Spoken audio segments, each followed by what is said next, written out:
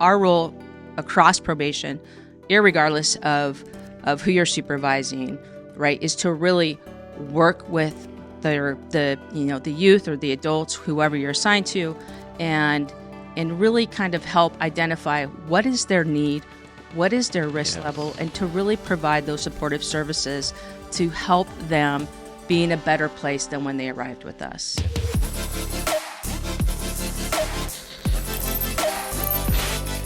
FutureCurrent with Dr. Stephen Bean. Welcome to FutureCurrent. I'm Lainey Rowell with Dr. Stephen Bean. Dr. Bean? Lainey, today's guest, Jessica Johnson, the Chief Deputy of OC Probation. Learned so much about that she talks about the myth of probation. So I don't want to get much more into it, but we're going to talk about the myth of probation. I'm really excited for people to watch or listen to this message because there's so much that I did not know. I learned a lot in this one. It was very interesting to me. So let's get to it. Let's do it. Lainey, I'm really excited about today's conversation because I've been working with Jessica for about 2 years now. So Jessica works at OC Probations, and together with OCDE, we educate our students in juvenile facilities, as well as our community schools. And so we're going to learn a lot about, it's not just about educating, but it's about reform. It's about lots of cool things for our kids. So let's start there, Jessica. Let's start actually, how did you get into probations? And tell us your story a little bit. All right. So I'm a local kid, born and raised here in Orange County. Well, not born here, but raised here for most of my life. And I was going to college, going to Cal State Fullerton.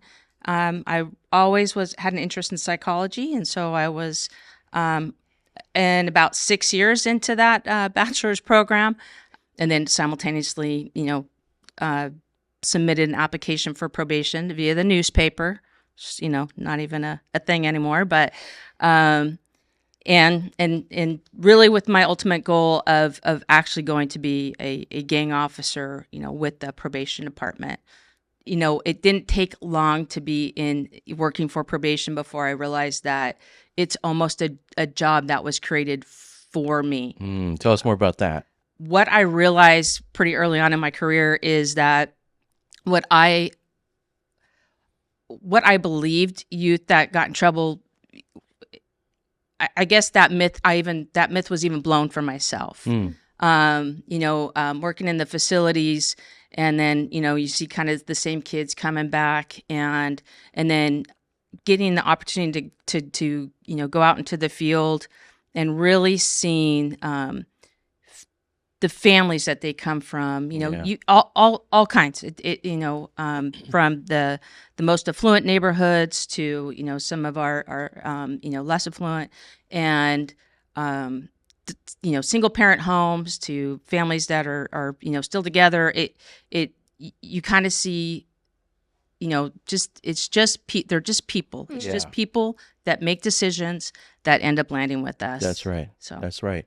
And so, you used a word. What was it? Myth. Let's just name it. What is the myth that you think that our community has about probation? And I think it is that everybody on probation is well, first off, that probation is really focused solely on punishment. Yeah. And certainly that's not the case. Probation as a whole, and in particular, where I sit now as the Chief Deputy over Juvenile Operations. So certainly the juvenile justice system is definitely not focused just on, or just is not focused on punishment. It is rehabilitation, right? And so, and I would say that also carries over into the adult arena as well. It's not our role across probation, irregardless of who you're supervising, right, is to really work with the youth or the adults, whoever you're assigned to, and really kind of help identify what is their need, what is their risk level, and to really provide those supportive services to help them be in a better place than when they arrived with us. Yes. Right. And that's twofold. It assists that individual in being in a better place, right? Yeah. Which is a win for all of us.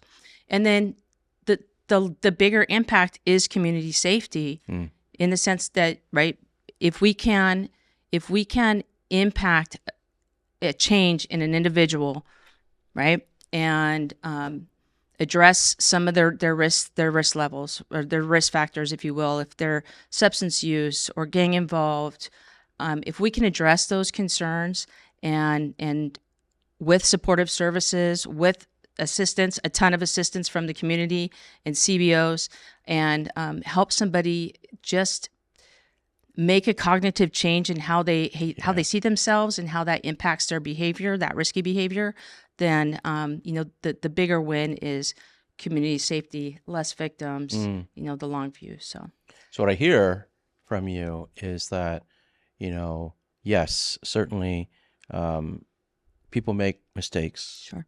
And they end up where they are, but probation really wants to help teach so that even the students that we serve together, that we teach so that they learn and that they can grow. And so, Lainey, just to give you one of my most favorite things to do is go to what we call Auto Fisher, right? And this is our court schools in City of Orange. Anyways, and play cribbage with the boys there. And I've been doing that for 2 years, and I have seen the change because I see many of the same kids. Yeah. I've seen this change in them through education, through interacting with, people from outside the community that want to love on them. Yeah. Right. And what I've learned is that we should not define a person by their mistakes or choices, but really who they become. And so that's been it's so rich and meaningful for me to see how much love actually probation puts on these kids so that they can, right, change and transform and then be productive citizens in the community. Yes. Right? Yeah. Yes, I love absolutely. that. I mean, what a great word, love, that really got me. And by the way, I love that you go and play cribbage with them. Yeah. That is so cool. And maybe I can come with you sometime. They kick my butt, I'll tell you that. I was going to say, let him, I'm like, when are Right? you going to throw that piece in? So, yeah. Okay, well, I feel like that might have been omitted on purpose. By the way, they have a parking spot for me, right? Oh, good. And I don't know if Jessica, if you allowed this, but the boys made a sign and said parking for second place winner. So they're referring to me. Wow, they were. I haven't seen it. it. Okay, I haven't seen it. I like that. Oh, yeah, those guys. I haven't seen that. So you mentioned myths, and I'm glad that you picked up on that, Dr. Bean, because I do feel like there's probably a lot of myths out there about probation, and in particular probation when it's juvenile. And so what are some things, maybe especially to do with detention? Can we talk about that a little bit? Because that's somewhere that I have a lot of questions. Sure, yeah. So, people believe that detention piece is just that accountability piece. And we spoke earlier about that juvenile justice is about rehabilitation, right?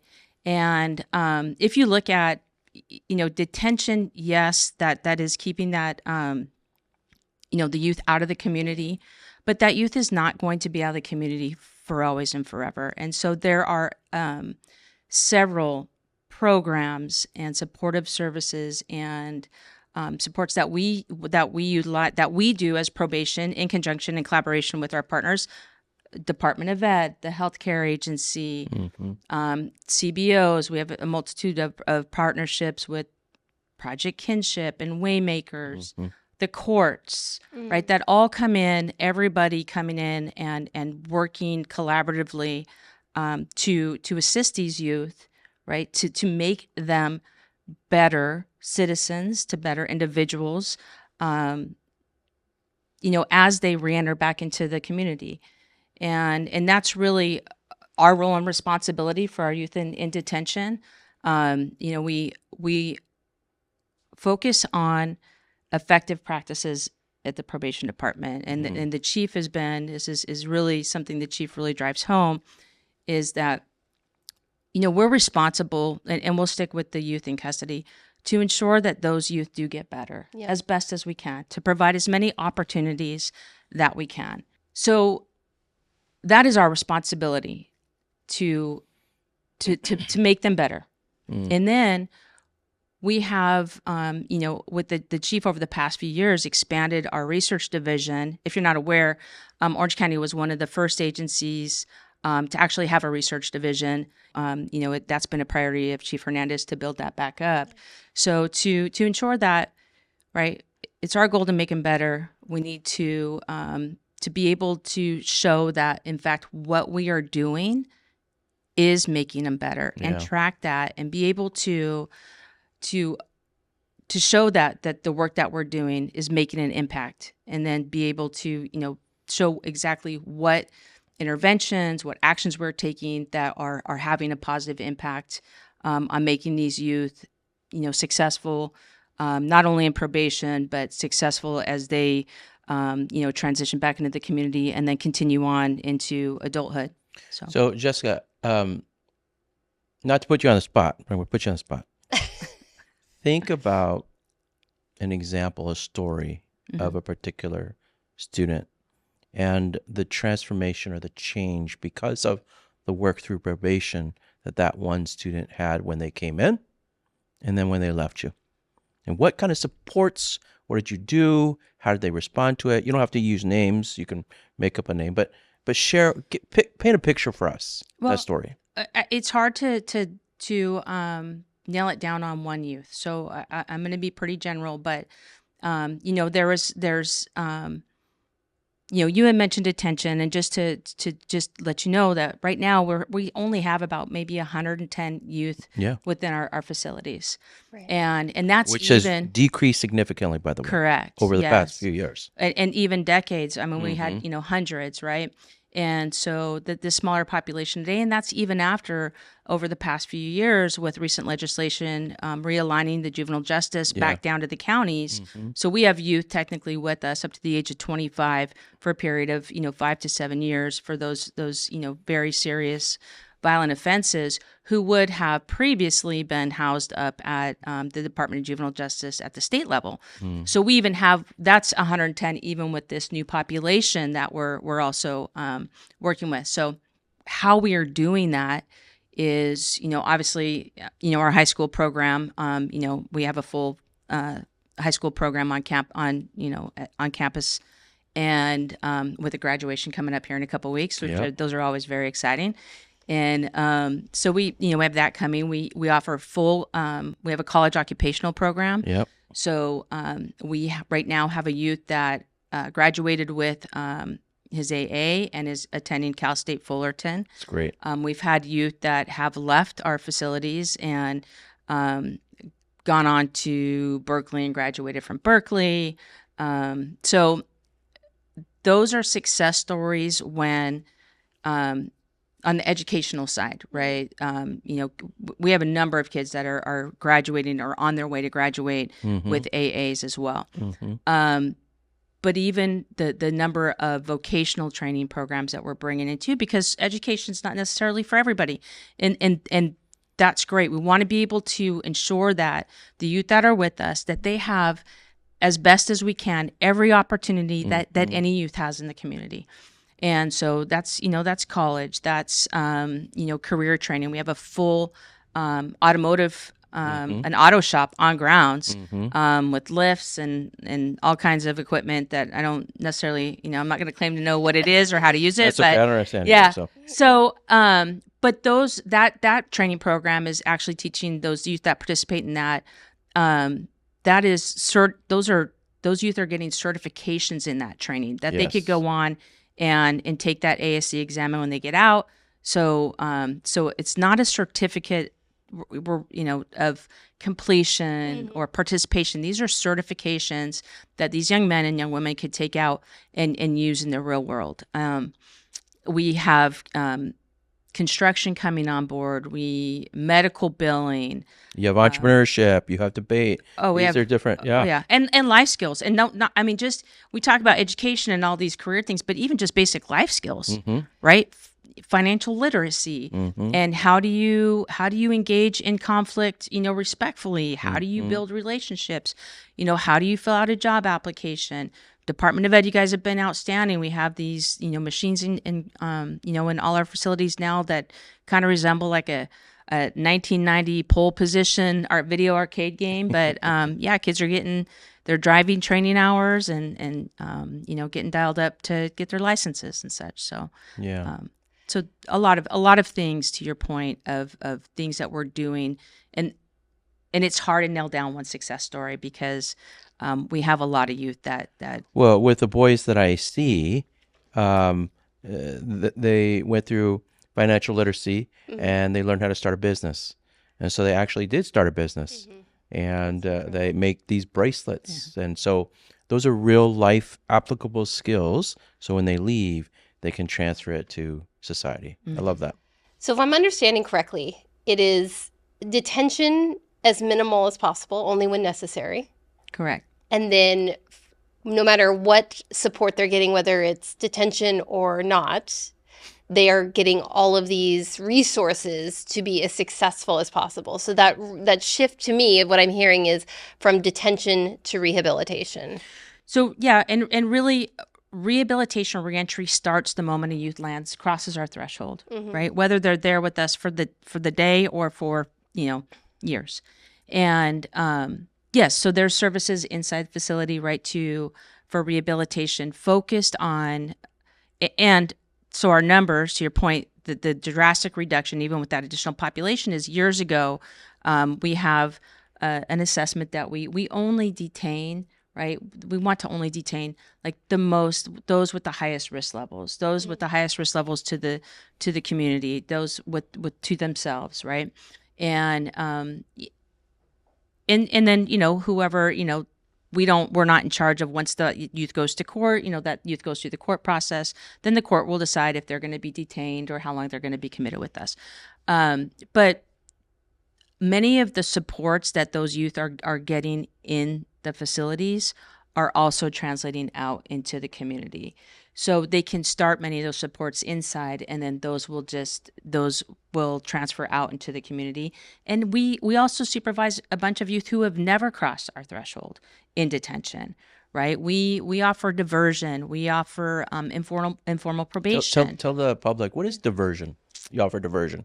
So diversion is basically every application that comes that generates in Orange County from a law enforcement agency comes through probation. And so probation's gonna look at all of those out of custody petitions or applications. It's basically how a charge is initially filed, and we're going to look at that. And statutorily, there are some crimes that have to get transferred, that have to get referred to the DA for them to at least look at. That doesn't mean the DA has to file. That's still at their discretion, but statutorily, they need to at least go to them.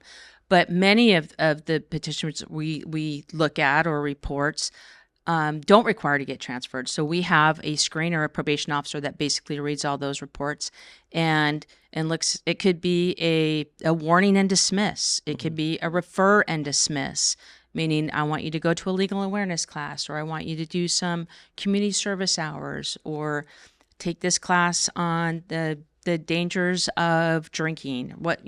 And that intervention is going to be aligned with whatever the behavior was, right? Because you really want to meet that youth's behavior at the lowest intervention possible. The goal of diversion is really to meet that kid upstream and not do what we can to divert them out of the juvenile justice system, or to not further enter into or go deeper into the juvenile justice system. And we have a really cool thing coming, if I could share it. Yeah. Okay. So just shy of a couple years ago, as a department, we applied BSCC, so the Board of State and Community Corrections had a grant, and we applied and were awarded that grant. And what we proposed at that time was diversion throughout the entire county. There are a couple police departments that already had diversion locally. And South Orange County has its own program, and the sheriffs have their own program called the Pride program. But in the couple law enforcement agencies that did have diversion options were standing those up on their own. So with this money, and it's going live. We're a few weeks in. Now it's starting to roll out. So we were contracted with the Boys and Girls Club. and they have other contracts with CBOs. And so moving forward, local law enforcement agencies throughout the county will be able to immediately divert a youth to these CBOs in the youth zone community. So this is huge because right now, right, I told you all those petitions come to us and we review them all, and then somebody makes a decision as to how to handle that case. But even to divert a case, that youth may have to come into a probation building and meet with a probation officer, and that is already exposing that youth to probation on, although a very low level, a higher level than we feel is necessary, yeah. right? And we have this huge opportunity. So, because one of the issues with diversion is it does have to, with kids, right?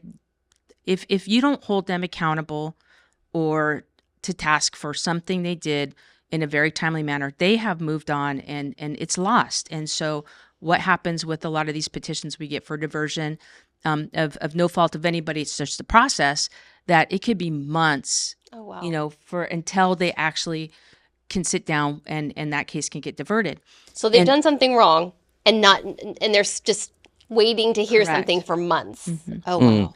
So two things can happen with that. Like one would be that by the time somebody's talking to that youth about the behavior, they have moved on from it. They don't really, the intervention is not tied to whatever decision they made at the time. And, it might be lost in the fact, like I said, they've moved on or the family's addressed it or whatever. So they're just like, I don't even know why you're talking to me about this anymore. I don't do whatever that was anymore.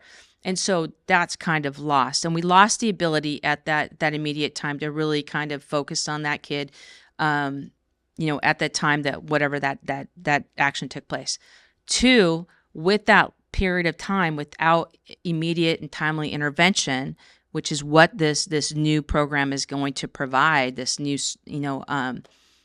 opportunity, is if a youth is having multiple problems, school attendance, substance use, gang involvement, there's issues at home, and nobody is intervening with this youth, by the time that petition lands with us and somebody looks at it, we have already received that behavior is obviously continued, and now it's to a point where diversion may not even be an opportunity. Now it does have to go to court. Yeah. So we missed our opportunity to address that concern with that youth at that time.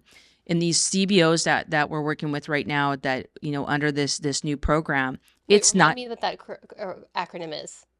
CBO? CBO. Oh, a community-based organization. Community-based organization. Sorry. So is not only to intervene with the youth and address those immediate behaviors and needs and whatever supportive services they need, but also the family, right? Because all of us, know, and you see it in the school system, is if you have a youth that's struggling in school, it's usually not just, the youth choosing to struggle. There's other issues multiple going factors, on. absolutely. Correct. And we see the same. And so a lot of times families just need, some family engagement and resources to some supportive services to help, address the concerns and the behaviors of that youth.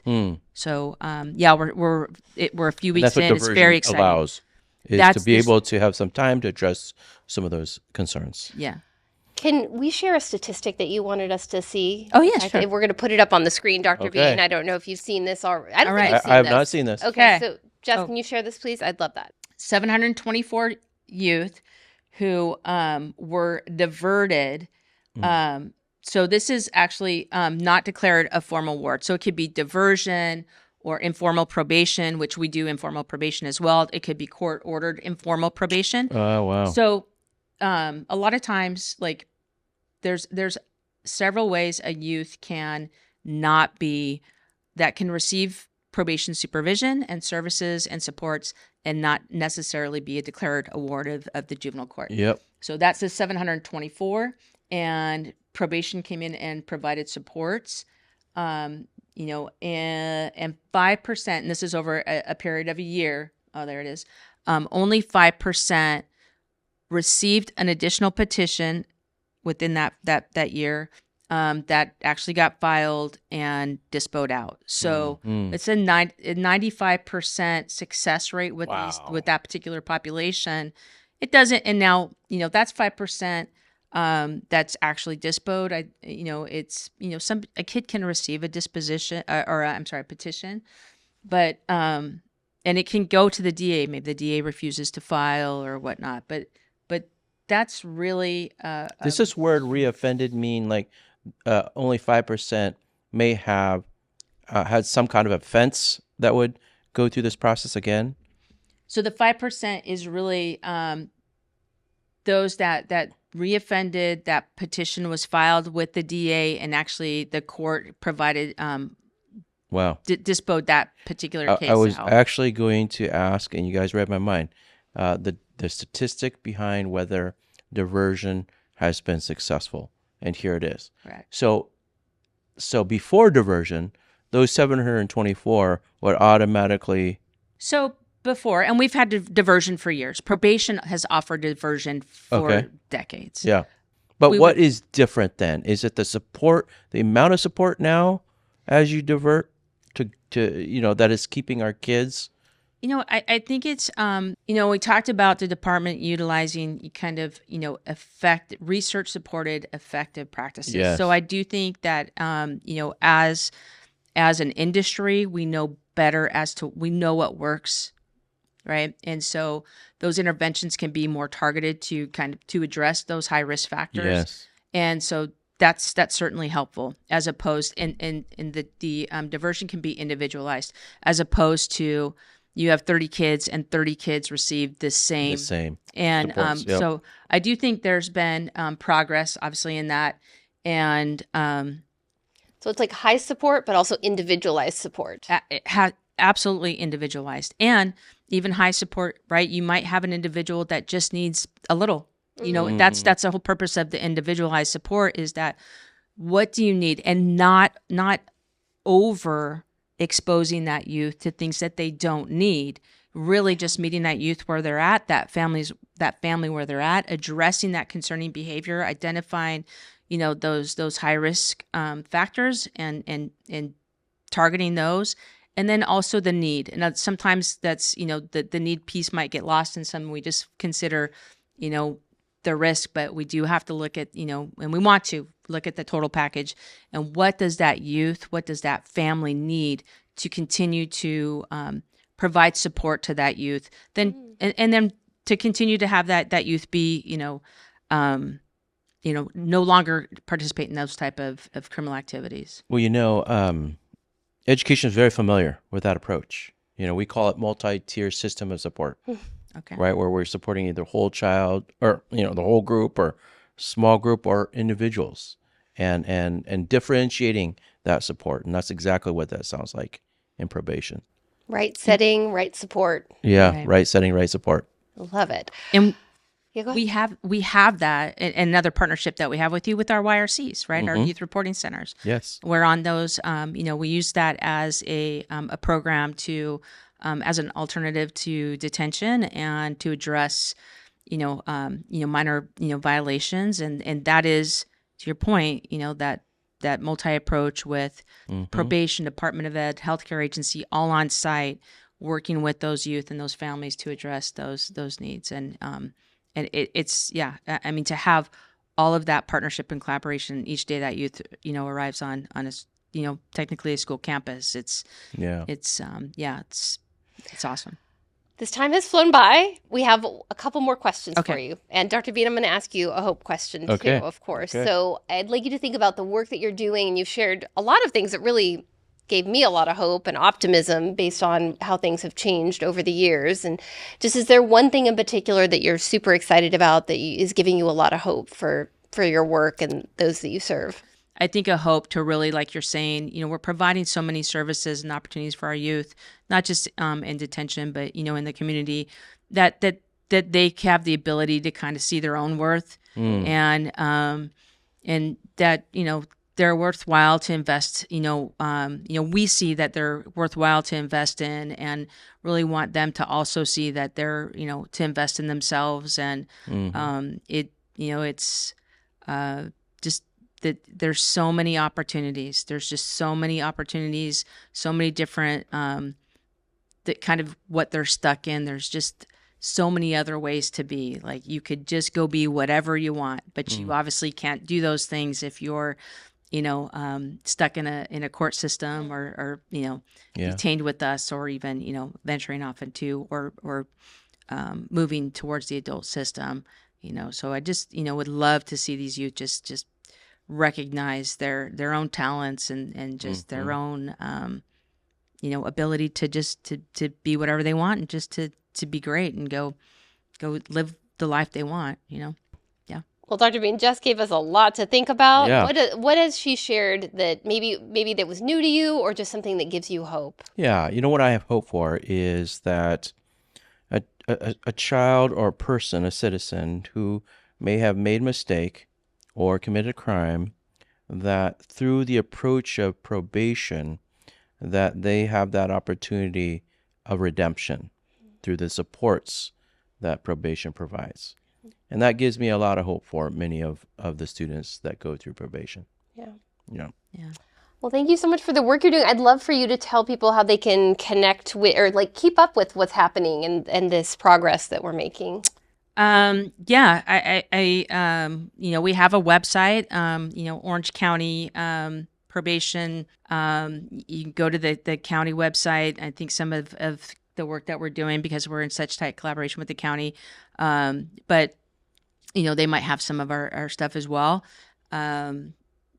There's a lot of meetings that are public meetings that people can jump on and kind of see and hear what we're discussing and what we're having. We have, the Juvenile Justice Coordinating Council meeting you could jump on and hear kind of what about organizations or people, individuals that want to help volunteer with some of those supports for our youth?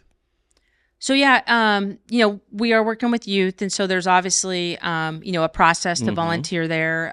We do have volunteers in probation. If you go to our website, there's you click your way through there. You could apply to be a volunteer in probation. Great. There's plenty of opportunities that way, and like I said, with opportunities for other CBOs, through some of those public meetings to kind of share what you can provide and look for RFPs. We have a lot of the county puts out.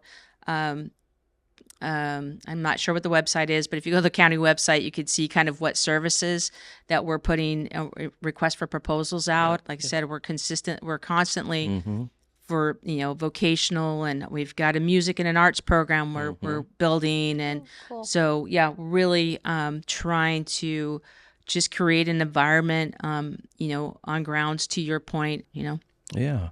We'll be sure to put the website in the show notes so people can get connected and keep up with everything that you all are doing. And thank you so much for the work that you're doing. No, thank you, Jessica. Thanks for the opportunity. Thank you. Of course, our pleasure.